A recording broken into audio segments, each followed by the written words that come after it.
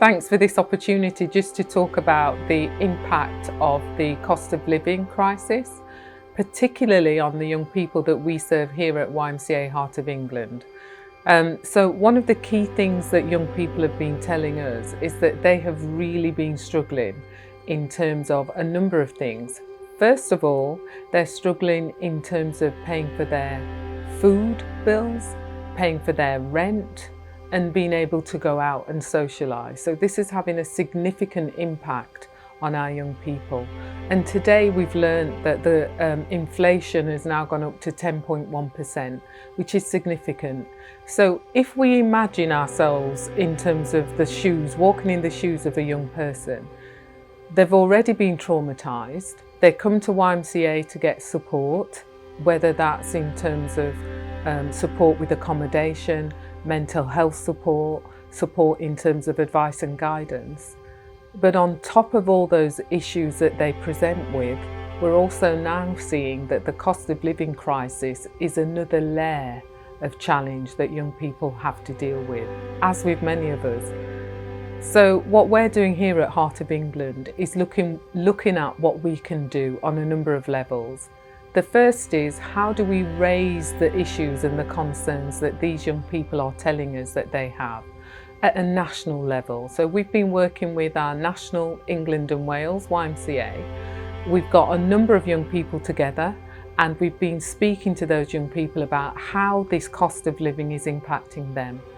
And what they've told us is it's a significant impact on their lifestyle, not only in terms of what they can afford, but also in terms of their mindset and their mental health.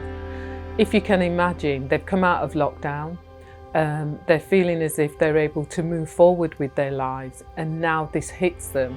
So what they've told us is they're struggling to buy food, they're struggling to pay their rent, and they're struggling to socialise and go out. They're not getting enough money to pay for the things that they need to. So it's a significant issue.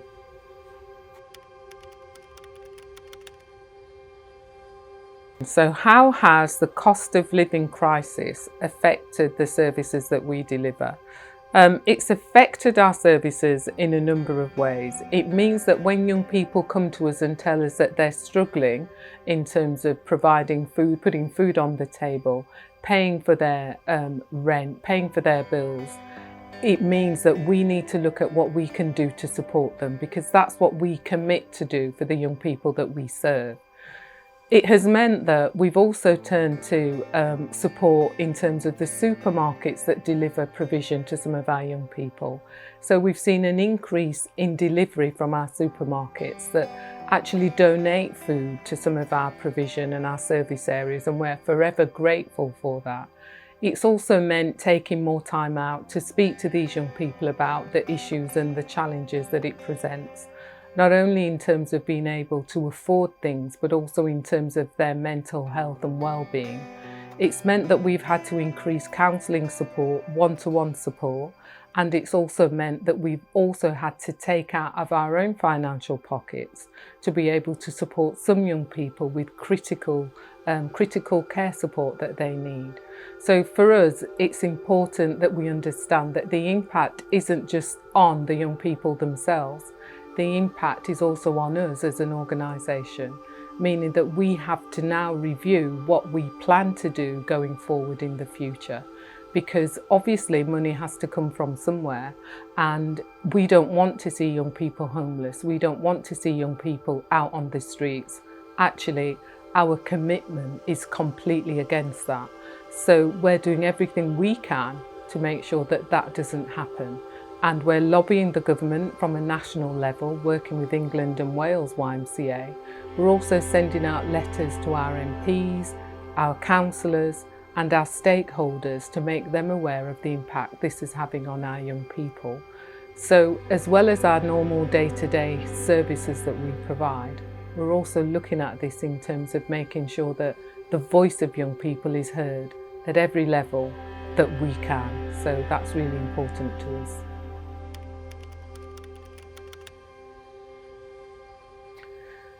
How are we looking to navigate it? So it's really interesting, because we don't know when the period is going to come to an end.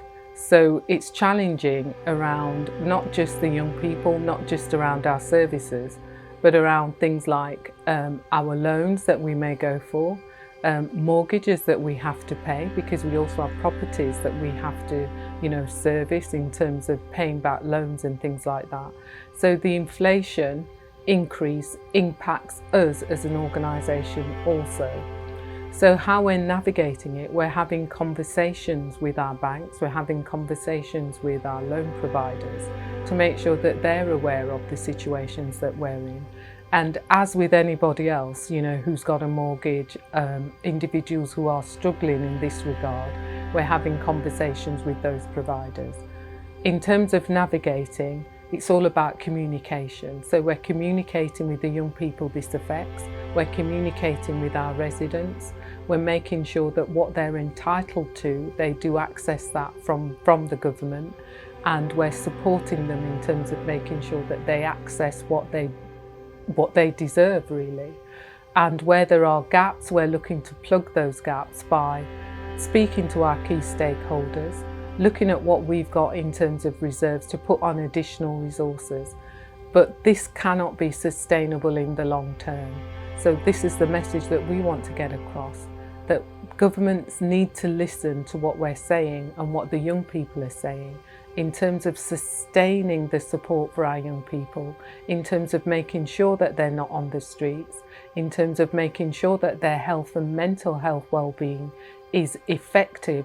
We cannot sustain this level of increase in inflation and having to fill the gap. We just simply don't have the finances to do that. And this is why we need the government to sit up and listen for the sake of the young people that we serve. I mean, in any one year, we're serving over 550 young people, 330 of which are housed in our accommodation services. And that doesn't include the children of those young people who we also support. So it's a really significant thing for us here. But we believe that by all the things we're putting in place, lobbying the government, making them aware of the issues, listening to the concerns of these young people, that we will come through this as we did with COVID, as we did with all sorts of other traumas that present themselves. We believe we'll come through it. So we're navigating it not just in our own means, but again, because of our Christian faith-based principles, we also lean on the understanding that, we can pray through some of this as well. So we also acknowledge prayer within these challenging times as well.